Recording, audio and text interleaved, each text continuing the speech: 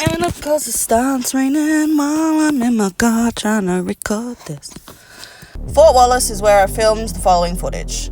During the time I was there, the whole place had a mainly sleepy and peaceful vibe, which is at odds with its historical purpose. I went exploring around Fort Wallace back in August. I actually took a lot of footage, like a full walkthrough of the tunnels underneath, and I've just had the footage sitting there, wanting to share it, but wanting to do so in a way that didn't feel disrespectful, if that makes sense. People spent their time there, ready to give their lives in service for their country, and that's a big fucking deal. So I'm taking this moment to say thank you. I detest the ways of royalty, rich men and politicians, but I have the utmost respect for people willing to give up their life for the people and the land they love. So I went into Google to do some fact checking on the Fort Wallace site, so I could say a little something of its history out of respect. And in doing so, I came across a DHA community newsletter from May 2019. The opening paragraph reads, Defence Housing Australia, that's what DHA means, is seeking to provide high-quality modern accommodation for defence families and the wider community at Stockton, Fort Wallace and Fern Bay Rifle Range to develop parts of both sites for residential use. The land needs to be rezoned through what's called a planning proposal process. Subject to approvals, we expect housing to be delivered at Fort Wallace in late 2021. Well, as of August 2024, the place is still an abandoned looking mess. So that rezoning must not have come through or is taking longer than thought, was my thoughts at the time. But back to the newsletter.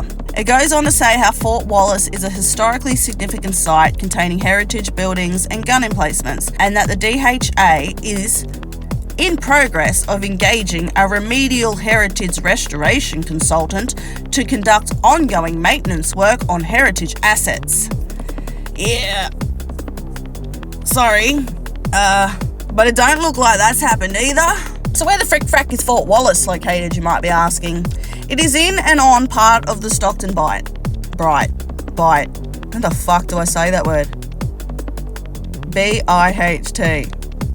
Bight? It can't be bright, it would have an R, so it's Bight. But it's not Bight like B-I-T. English, I hate it. Anyway, Stockton Bight, New South Wales. A large dune formation that is actually pretty damn epic as a whole.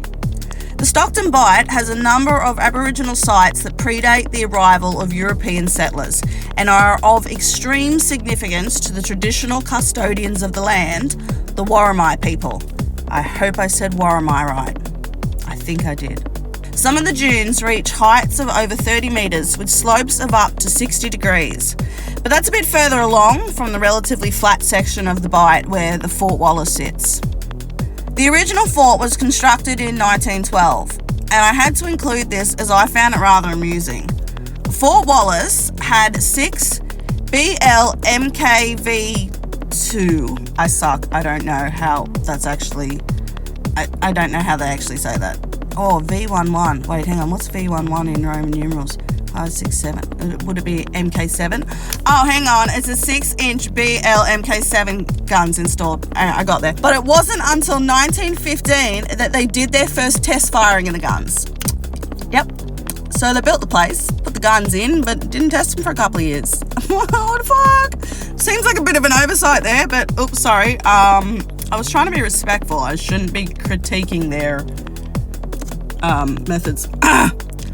Anyway, during World War I, Fort Wallace was manned by the army, but after that was left relatively unmanned until it was brought back online leading up to World War II. Fort Wallace's most active time in its existence, and let's hope it stays that way, was the shelling of Newcastle on the 8th of June 1942 by a Japanese submarine. By that time, Fort Wallace was being manned by the Army as part of the 113th Artillery in conjunction with Fort Scratchley, and the guns had been upgraded to 9.2 inch. So it had these bigger guns now for the Second War, but they could not be directed low enough to fire on the sub.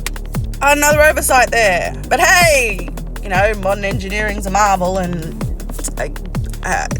Yep. Yet again, not critiquing them. By the end of World War II, Fort Wallace was left unattended until 1967, when the RAF 130 Signal Squadron took over use of the site, doing construction upgrades in 1974, then again in 82. The RAF left Fort Wallace in 93, and it was classified as no longer needed for defence purposes. In 1996, the buildings were refitted out for the Australian Navy to use as accommodation, which they ceased doing in 2003. In June 2006, Fort Wallace made it on the Commonwealth Heritage List, and the site has remained vacant, non-operational, and supposedly secure since.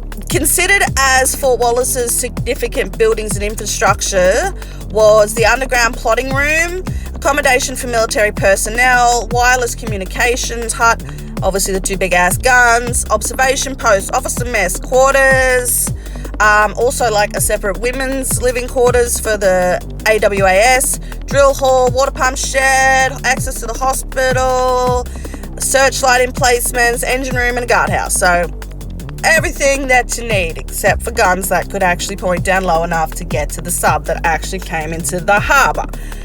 But engineering has gone far. But anyway, the underground plotting room sounds awesome though. Like, underground plotting room. Who didn't dream as a kid of having an underground plotting room? Or was that only me? I kept interneting. I kept trying to find things. Because I was curious at this point. My brain was hyperfixating and I wanted to know.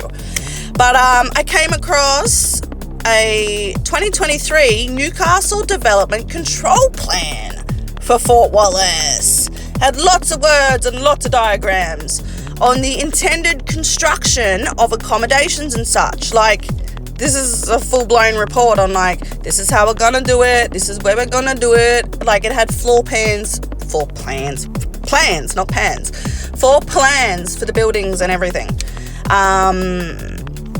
I actually thought the plan looked pretty good. The development protects the historical elements and the bushland of the site, building all the new accommodations over the top of the previous accommodations that are now mostly destroyed, and on the empty land and the empty space that's there near the road.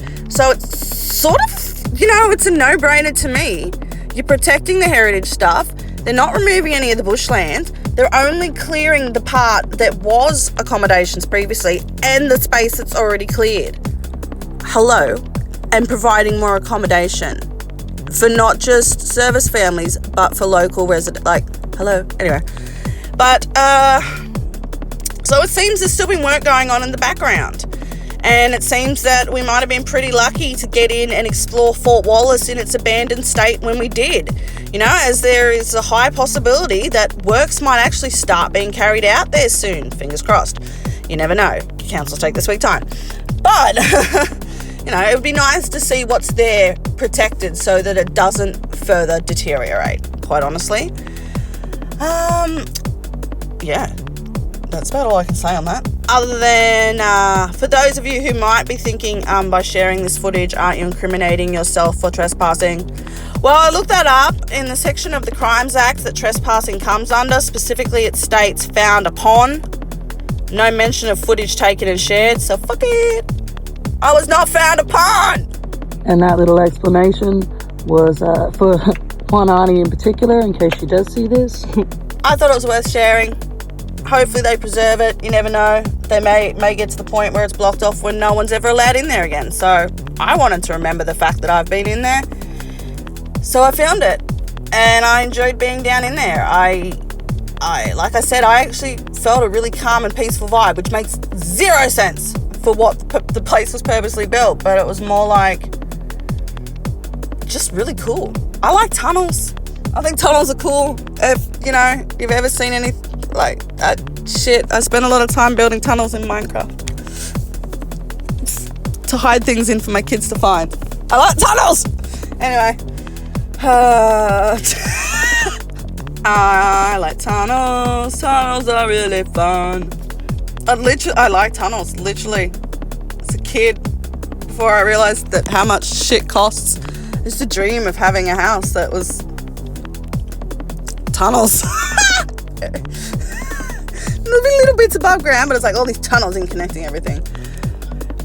Shit, I was born a prepper. Anyway, I'm not a very good one, mind you. Like, I don't have stashes of crap everywhere to survive an apocalypse. But I was definitely born a prepper. I mean, I have a thing for tunnels. Maybe I was a rabbit in another life, and that's why I like tunnels. I don't know. Let's not go there. Tunnels are cool. I enjoyed getting to look around Fort Wallace. I hope you somewhat enjoyed this nutcase history lesson, or whatever this was. So I'll shut up now and let you continue to watch this footage.